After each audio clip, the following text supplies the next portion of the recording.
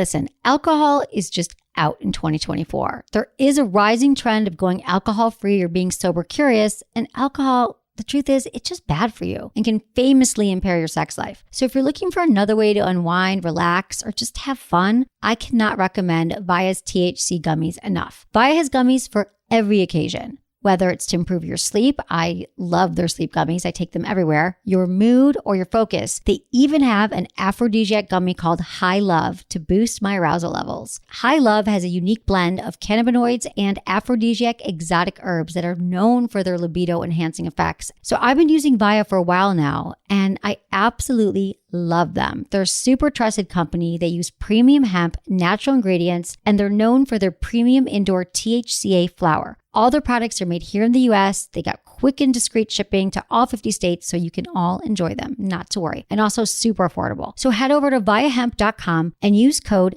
Emily at checkout to save 15% off your order. That's VIIAHEMP.com. Use code Emily at checkout for 15% off your order and let me know what you think.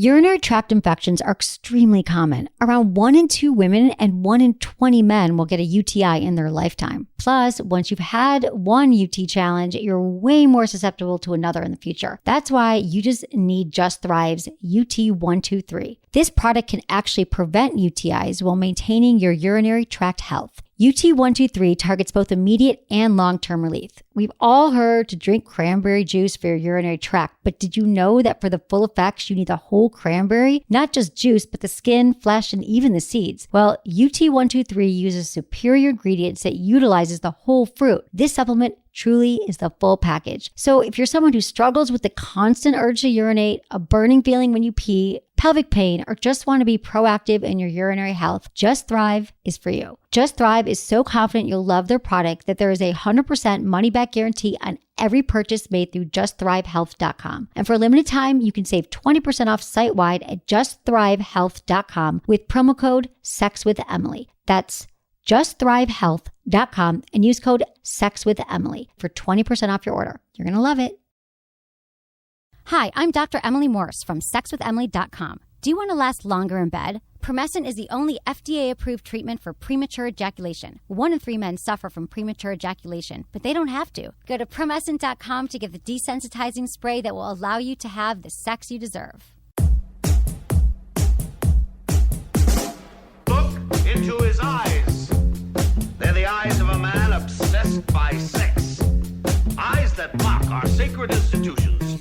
Bedroom eyes, they call them in a bygone day. Hey, Emily, you got a boyfriend? Because my man E here, he just got his heart broken. He thinks you're kind of cute. A girl's gotta have her standards. Oh, my. Do women know about shrinkage? Isn't it common knowledge? What do you mean, like laundry? It shrinks? Can we not talk about sex so much? Are you kidding me? Oh my God, it feels so good. Being bad feels pretty good. But you know, Emily's not the kind of girl you just play with.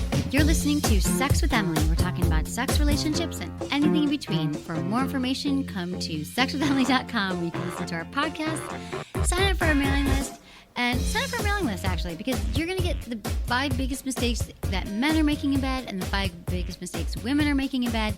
And you might find yourself there on that list, and there might be some tweaks you want to make. But also, better than that, you'll be added to our mailing list where I will not spam you, but I'll just send you some interesting emails every so often that will help improve your sex life and your relationship. And check out our content. We've got great blogs.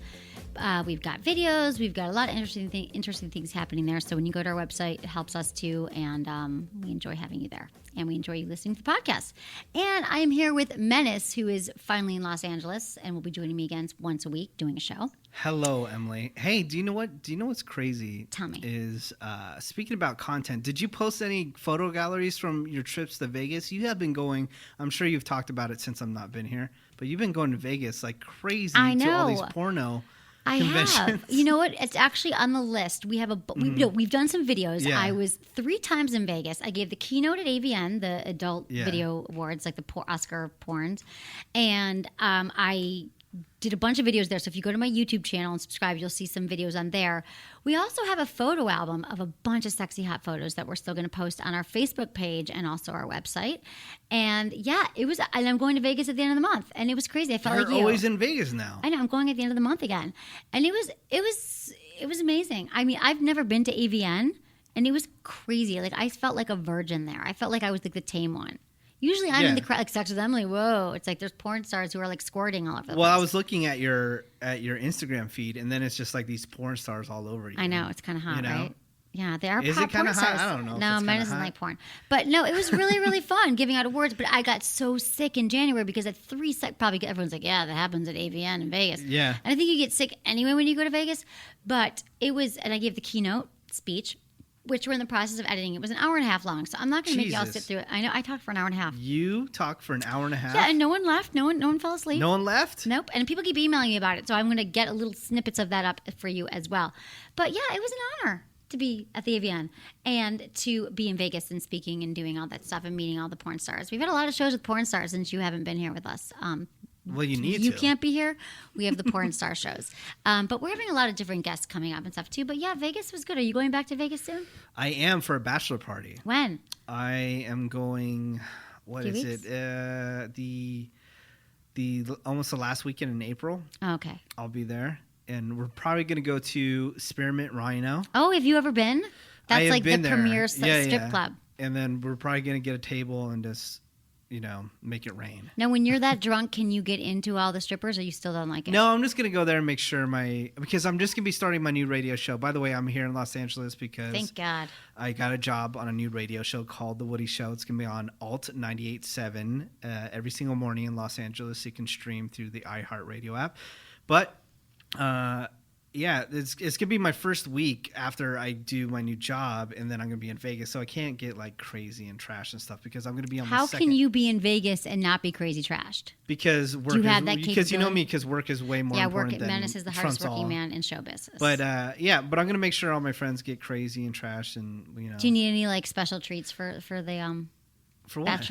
Bachelor bags. It's not like bachelor parties. Yeah, bachelor parties is like penis popsicles and. Do you want a vagina penis popsicle? Do you want a boob cake? No, I've got a boob cake cake pan. My friends, all they want is alcohol and like dollar bills to go to the strip club. Which I just see. This is the thing. Okay, strip clubs are great. Shout out to all the strippers that make money and drive all this stuff. But for men, I just don't get it. It's not like you're taking the chick home at the end of the night. You're not. But some guys do, and when they think they will, don't encourage them because that is the 1%. That's like the 1%, and don't think you're gonna be that guy that's gonna take him home. If you're the guy that's taking him home, you best have like a ton of money in the bank. Right. I'm sorry. And if you're the guy that takes her home, please don't call me and say, but she really, really liked me. It seems she was really into me. Yeah, because she wanted your money. She wanted you to buy her dinner or whatever it is. But again, if that does get you excited and you love it, then more power to you. Right. Me, I don't get it. I'd rather spend, what is it, like $30 now to take a girl to the movies, and then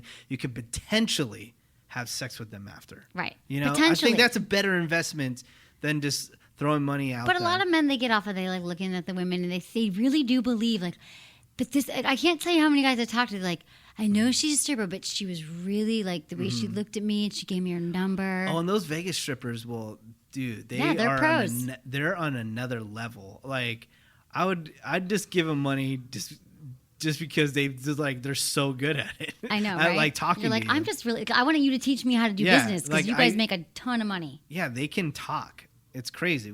We should totally. We've always talked about doing a Vegas show. Now that I'm here in Los Angeles and we're can take road trips. super close to Vegas, we need to do a Vegas. Do you want to come with us in a few weeks? We're going to the International Lingerie Show. March 31st. March 31st. Yeah, it's during the week though. Monday, Tuesday, Wednesday. You could totally do it. You're not even working on it. Yeah, okay. It's kind of fun. I'll think about it. Okay, we'll talk about it. It'll be awesome. So I go to this, So anyway, it was a very exciting month, but then I got sick, which I never got sick except for I did get sick this summer, and now I'm getting sick again, and then I got a concussion last week. But anyway, we are going to the International Lingerie Show, which is lingerie, but it's also like, I don't know. It's just fun. It's all this crazy, sexy toys on the market, the latest and greatest things. And you think everyone in the industry is like freaky, crazy, weird, but it's not. It's like fun, cool people. It's the latest and greatest toys, and a lot of my sponsors are there. And I actually Fleshlight. Have you ever used a Fleshlight, Menace? I haven't, but the Joe Rogan podcast, they would always talk about the Fleshlight. Okay, so what do they say? They say it's amazing. Yeah, it is. Okay, so the Fleshlight is the best male sex toy. And I've heard about the Fleshlight for years. I mean, it actually looks like a flashlight, and then inside of it, it's like a vagina. It feels like you're having sex with something. And you can wash it out. You can use lube with it. It's very discreet. And the thing about the Fleshlight is I had heard about it, and I think a lot of men think, oh, toys are for women. I've got my hand. But it's a whole different experience. And if you want to do any stamina training, maybe you don't last long enough in bed, it just... And believe me, I've said this before, I want to have a penis for a day.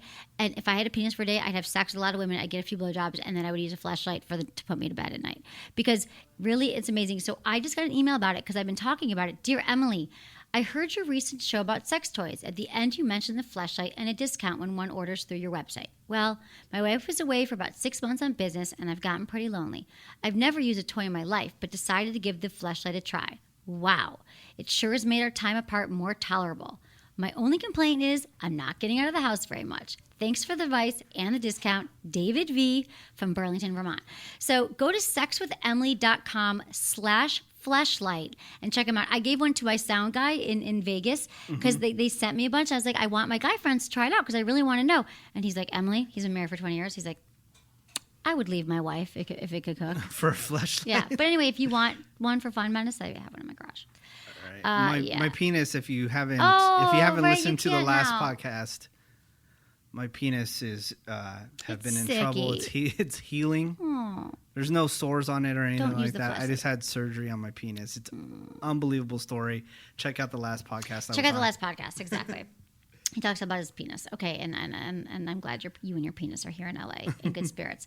Okay, sex in the news. Playboy model sues for $500,000 after golf tee and butt stunt goes wrong. What? Did you see this picture? It's from TMZ. Look at her butt. Look at that bruise. Oh, wow. It's the most massive bruise. So former Playboy model Liz Dixon is suing Playboy and radio host Kevin Kline for golf stunt gone wrong. Dixon said she suffered permanent injuries after she was convinced to lie on her stomach, have a golf ball teed up between her butt cheeks, and allowed Kline to take a swing at it. Ouch. Footage shows Dixon going along with the stunt, only to have Kline badly nail her in the butt cheek. Dixon was laughing at first, and Kline insisted he didn't swing very hard, but the photo tells the real story. This photo is so scary, gnarly. In addition to the massive welt, the model damaged her hip ligaments and nerves. As a result, she's suing for more than $33,000 in damages. Oh, that's not that bad. No, I think it'd be more than that because, whoa, her butt. I mean, I want to look at it. Yeah. Okay, this is even better. Walk of Shame kit for women includes dress, sunglasses, flip-flops, and more for $34.99. A new product promises to save women from the humiliation of walking home from a one-night stand. The Walk of Shame kit, or the Stride of Pride kit that my feminist friend used to tell me, comes with a note that says, call me on one side and thanks for nothing on another, simplifying the whole experience even more. All of the items stowed in a compact canister small enough to fit in your purse on a night out. It includes a breast cancer awareness bracelet. Part of the proceeds go to breast cancer. Shops and hotels have the option of buying the kits wholesale. And it also has, what does it have in it? It has a dress, flip-flops, a backpack, sunglasses, a pre-pasted toothbrush, wipes, and the call don't call card. Okay, the cancer thing is awesome, but I mean, how much of a hoe bag are you that you actually need a kit? Exactly. And what if a guy is like, what is that, bitch? You see me sleeping over? Yeah. I know. It probably won't sell very much, but I thought it was kind of funny. Okay, we can get into some emails. And then we're going to talk about deal breakers because it's always been one of my favorite topics, and especially lately because I feel like there's so many people who either stay in relationships too long for lust and not for love. And when you're in lust, which is usually the first 6 months of a relationship, even to a year, you love this person. The sex is great. You're connected. Your pheromones, your hormones, everything's going wild. Your adrenaline. But it's not as easy to see what the red flags are and what's going wrong. And what might be your deal breaker, you might not even notice it because you're having great sex. So we'll get into that in a moment. But first, we'll answer this email. So, and also, thanks everyone emailing me. Feedback at sexwithemily.com and also on my Twitter and Facebook, Sex with Emily. And Menace is Menace. Just Menace. Just Menace. Follow me on Instagram. That's my favorite. Instagram's his faves. Dear Emily, I'm really sad about sex and my body since I feel like it's a toss-up between being in serious pain or having a sex drive. I've been on antidepressants for years and can't stop using them due to depression and anxiety. I also have disabling period cramps, so my gyno has me on a medication that helps and has actually stopped the periods. I can function and not have to miss days of work now, but I have no sex drive. I feel awful that I can't give my husband what I want to, but I also want to be crippled in pain and in depression. I get really angry at Viagra/men's libido boosters, and since I know there's nothing like that for women, I don't know what to do. How can I have sex and not be in awful pain? Thanks for running such an awesome website and podcast. Love, Amanda. Tequila, marijuana, what else? Not always, honey. I got to tell you that it's a bummer. Well, first of all, honey, you're on antidepressants, and antidepressants will just kill your sex drive, a lot of them. The SSRIs, which are like Prozac, Paxil, Zoloft, the traditional ones that you've heard about, those, they do. And it's very rare. Sometimes your doctor tries to match you with other meds, it'll bring it back. It doesn't. So I'm not sure if you've tried Wellbutrin. That's a popular one for antidepressant that actually doesn't have as much of the sexual side effects, but you're also having all this pain. So anytime you're taking medication, you're going to have pain. And it is a bummer. There is no FDA-approved male hormone therapy for women with sexual problems, but some doctors do prescribe creams off-label for some women. So there might be some hormonal therapy you can talk to your doctor about. But the major problem with this type of treatment in women is the side effects, which could be acne and excess body or facial hair. So be mindful of your diet, sleep, and exercise can also help restore your libido. That's just one thing. Is like I'm hearing a lot lately about hormone therapy and hormone because doctors just are so quick to give you drugs.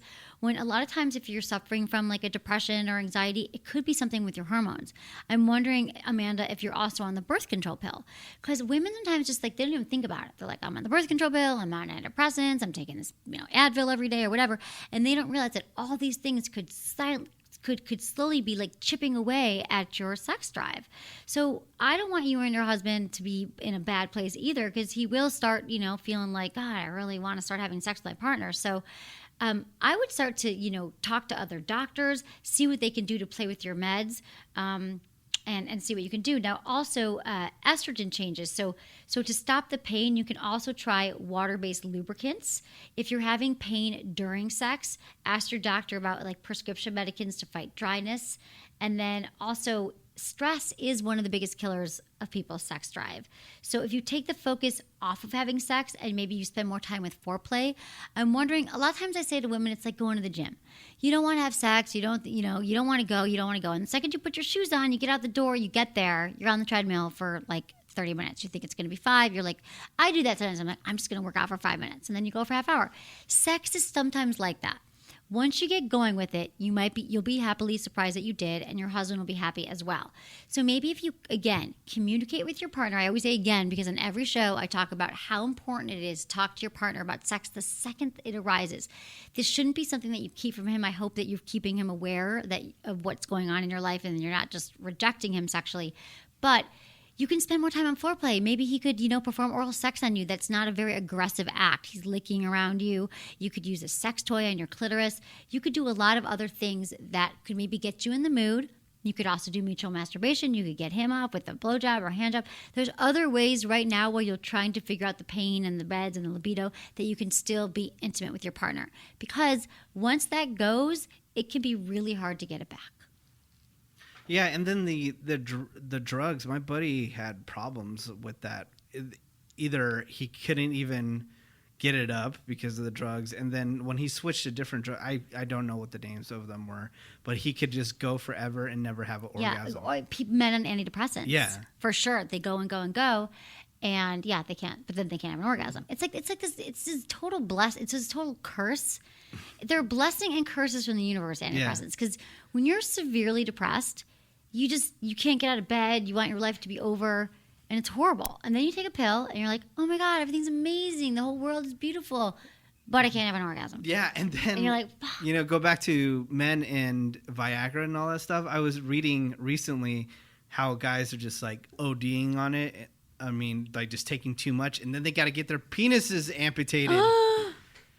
Really? God, guys, we be just careful find with something perfect? No, there is nothing perfect when you're using drugs, and there is no female Viagra yet because it's a women. For women, it's psychological. We need a lot more like stimulation and stuff, and it's super tricky. Are so complicated. I know. We are so complicated. It's ruins true. My life. Okay, go ahead. Okay, so dear Emily, I've written you in the past about big difference between my sex drive high and my wife's low.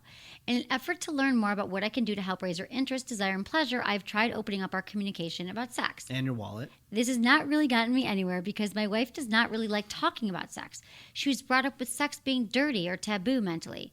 So I think she approaches issues of sexuality fairly immaturely and does not let herself explore sex and be sexual, i.e., to her, to be sexual is to be a slut. When I bring up topics like, I recently asked her to show me with her own hands and fingers how she liked to be touched. She dismisses those conversations very quickly, like she's annoyed by them, and continues to tell me those things aren't important to her. Is my wife's attitude about sex unusual? And is her discomfort with talking about it something that a lot of women share? If she's honestly happy and gets pleasure from our pretty limited sex life, I will totally respect that. But I can't help to think there's more out there for us. Love your show. Signed, Stefan. Okay, Stefan, this is a very common thing, mismatched libidos. He wants it more than she wants it more than him. And a lot of couples get together and they just don't want sex at the same time, same rate, same frequency. But I love everything that you're saying here is like everything I would tell you to do. I would say communicate with her. I would say try different things. I would say have her show you how she likes to be touched. But we're talking about some issues here where she feels like a slut. This leads me to believe that it has something to do with her upbringing and some messages that were continually blasted to her through either her religion, her upbringing, and that she just isn't comfortable in her own sexuality because either she was told that it was wrong, it was dirty, like you said, it was taboo, that she'll go to hell. I mean, people are told a whole bunch of things. And maybe she hasn't been with anyone who has slowly showed her how sex can really be enjoyable and open up. So your wife's attitude about sex, you asked me if it's unusual. It is not unusual. It's fairly common for women who were brought up in environments or like this or who just don't feel comfortable around sex. But it's also really difficult for you because you're trying to grow it. And it's hard to get women to, like, if she's been like this her whole life, it can be really challenging to get her to open up. And so I'm thinking there's some other issues going on here besides just the things around sex. And I'm wondering if a little couples therapy might not do the trick where you guys can talk about sex in a really safe place. And maybe she's had some, incest or some issues early on in life. Maybe she's just a pain in the ass. No, Menace. Maybe if she you don't maybe got she kids, sex. dump her ass and get with somebody else. If she's on meds, yeah. I mean, the thing is, you got to get to the bottom of it, Stefan, because this is what I can tell you. She's not going to change on her own. It sounds like you're doing everything you can, and what you're doing, though, isn't working for her. So you're using a language. It's you talking to her saying, can we try this? Could we try that? But if she's got this huge wall up around sex, she's not going to bring it down for you just by you talking to her. So I think that you might need, this is a call for therapy, a little couples therapy or sex therapy. But I'd say couples therapy. Definitely. Couples therapy and first. then, don't. Because you can't, no matter how many vibrators I tell you to buy and porn to put, this is not where she's at. And don't deal with it for like 15 years. Exactly. And then you're like, okay, I'm done. And then you're just going to want to go like whore around with a bunch of 20-year-olds. Exactly. People don't change unless they want to change. And people sit in relationships for way too long thinking that people are going to change, which leads us to the topic of our show. Yes. Menace. Which is kind I'll of never a common. change for you. You won't? No. God damn it, I know that. I don't know how. You're like my longest relationship and you still haven't changed for me. God damn it. But this is deal breakers. This is those things, the catch. That's a particular individual cannot overlook and ultimately outweighs any redeeming quality the individual may possess. My mom, as you know, I love, she always gives me a great quote. Mm-hmm. She always calls it the, God, what did I say that my mom called it? The, I was just talking about this the other day. The fatal flaw. She's like, oh, Emily, because every guy I date has a fatal flaw. She's like, what's his fatal flaw? So this is just something that you just cannot deal with in your partner. And a lot of times you know this in your head, but you think, oh, they might change. Oh, this is going to happen. But never date someone on their potential. Don't date someone how you think they're going to be. Date them on how they are in the moment. So some common deal breakers. Can you think of a common deal breaker? sometimes women, you hear this all the time because once they get married or something like that, they totally change. They become like from a super slut to they won't even do anything at all right after they get married. You have heard that women stop giving BJs after they get married. I've heard that. But I also think that that's what the second that starts happening is when you start talking about your sex life, because the reason why she might be shutting down, also when you have kids, you don't want to have sex right away. But people don't speak the same love languages. So, for example, if you come home with your boner and you're hot and horny for her and she's like busy or she's got from work, she's not even turned on yet. She's going to keep pushing you away because she's going to think every time you approach her, you want sex. So for those couples who the woman changed, she doesn't want sex, I wouldn't totally blame it on her. I would blame it on the couple's communication about why she doesn't really want sex anymore. This does not have to be a deal breaker. You can try to work on it. But couples so many times think it's going to change. They don't work on it. 10 years go by, and they're still not having sex, and they wonder what the hell happened. And it happens too to guys. Guys all the change time. too. Yeah, you know, they do change. A lot of people change. That's why and you're not gonna agree with me.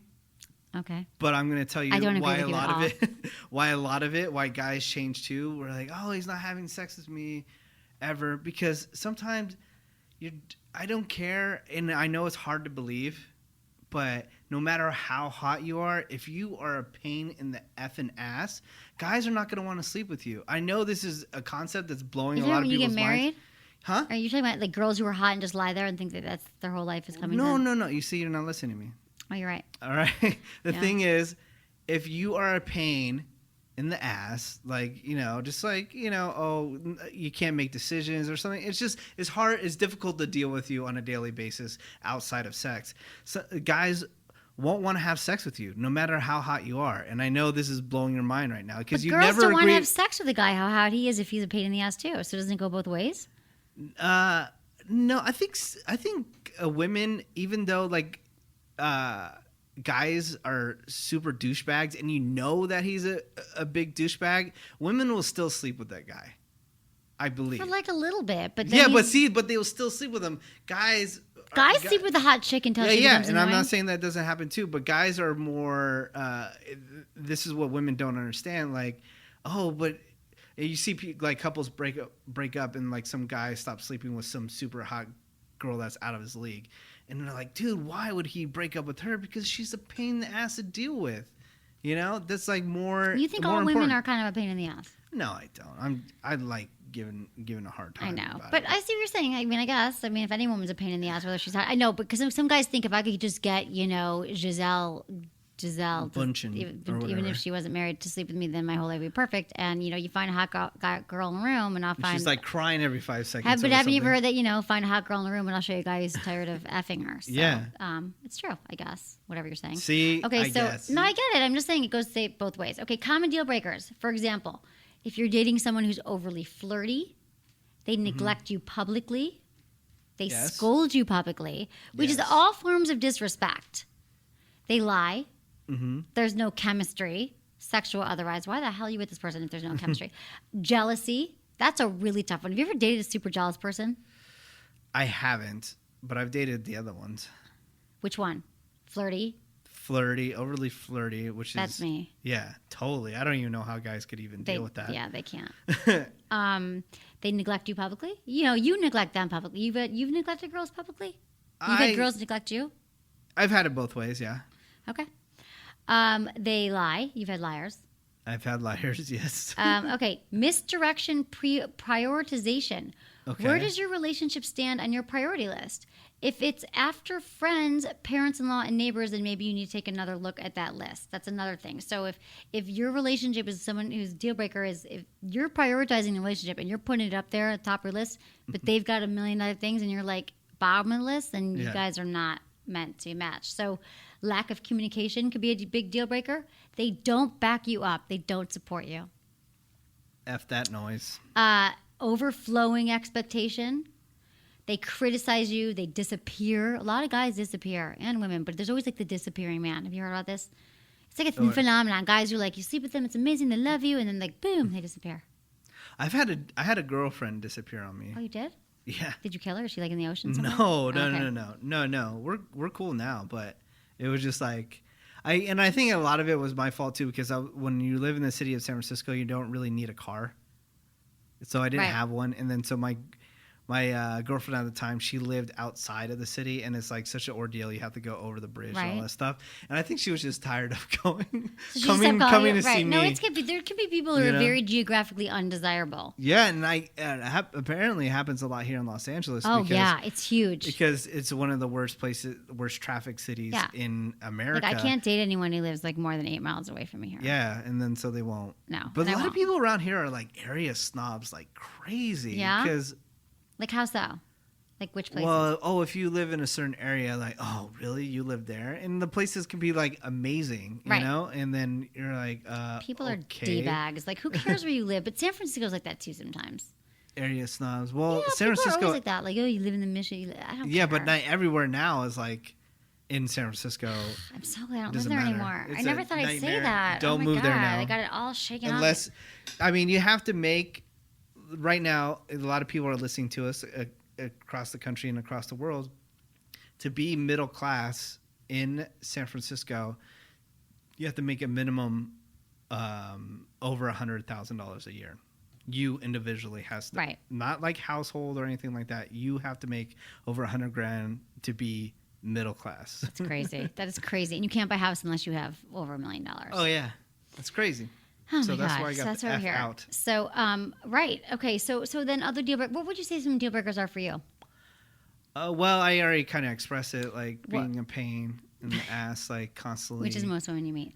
So I want to meet this your girlfriend because she probably isn't. She's not a pain in the ass at all. No, not at all. I go, hey, I'm gonna go here and go do something. She's like, ciao. Okay, cool. Have fun. And I dated girls in the past that were like, something's always happening, like, oh, hey, I'm gonna go here to this event with my friends, and suddenly there's like always some drama just so happens to happen while I'm out doing something and they else. Need you. Where are you? They need me. They want to meet up with you. When are you gonna be back? Like, this girlfriend, she's like, whatever, just go do your thing. I don't care. Right. Good. That's perfect. That's for cool. you. That's what I need. That's I need that exactly in my life. what I need too. I need a guy who's like, what are you doing? Where are you going? Can I see you? I can't date anybody ever again that's like dependent on me in any way. Right.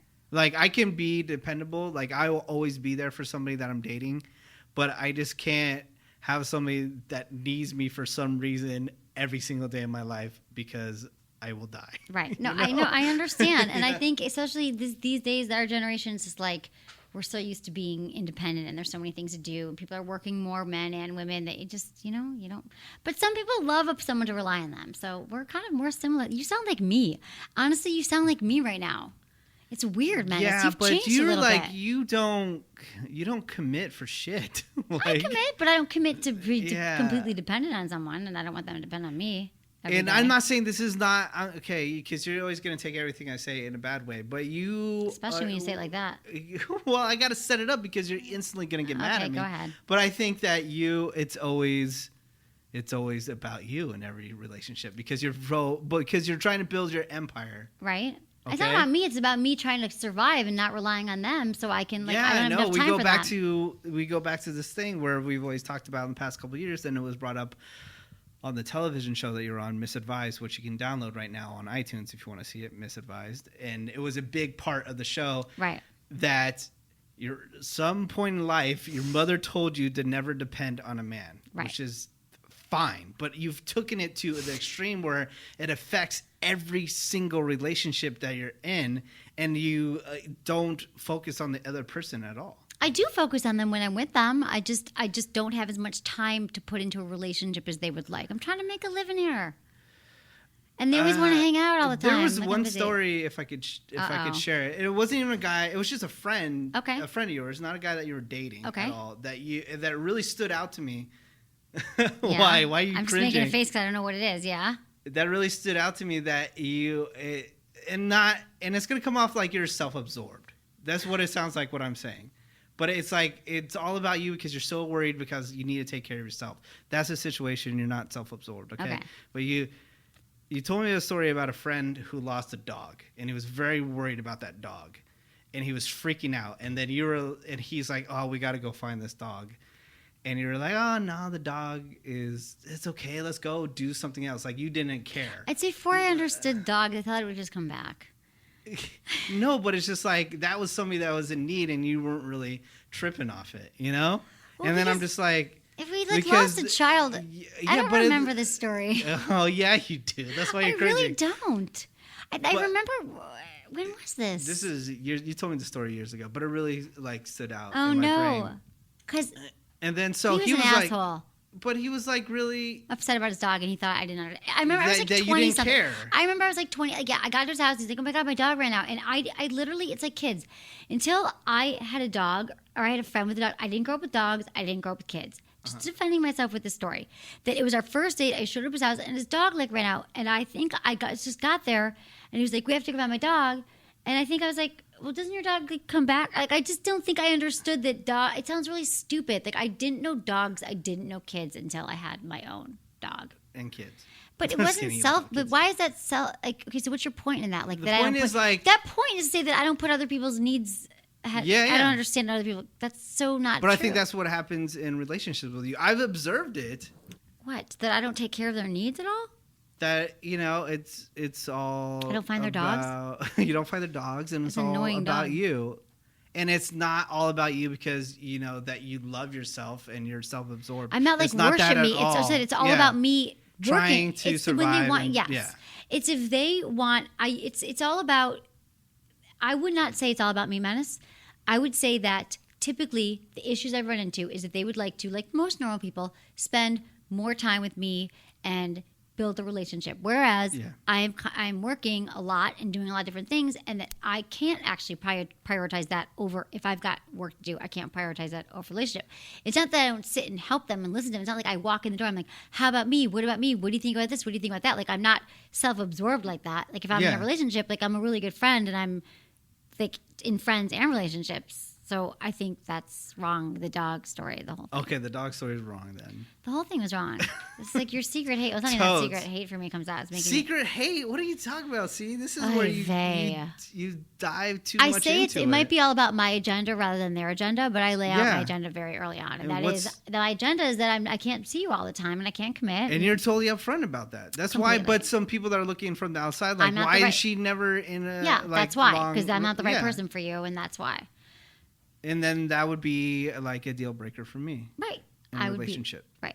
So we would never date. Never. Right. I'm cool with that. That'd be good. That'd be awkward. Yeah. It'd be kind of a good show sometimes. But that would be awkward. So, okay. So anyway, deal breakers, which we talked about. So there was an old poll it's on Sex with Emily, and it showed that these were the deal breakers for a lot of people, or what made them anxious about a date. Showing up without a plan, 7%. Splitting the bill, 20%. Talking about their ex, 33%, rude to the waiter, 40%. And I have to agree that first of all, if you're rude to the waiter, they hate their mother, whatever it is, they're rude to anyone, then that's typically how they're going to treat you. Yeah. And that's very true. Talking about your ex on the first date, not a great idea. Or even the second date. It's unless it's in context and the older you get, sometimes people have kids and they're like, oh, my ex and I were in a good place. But if it's really just that bitch, she no one. First date is not, I'm not saying you need to fake it. I'm not saying you need to be all sunshine, but just talk about what you're passionate about, your life, your things. Don't dredge up the past.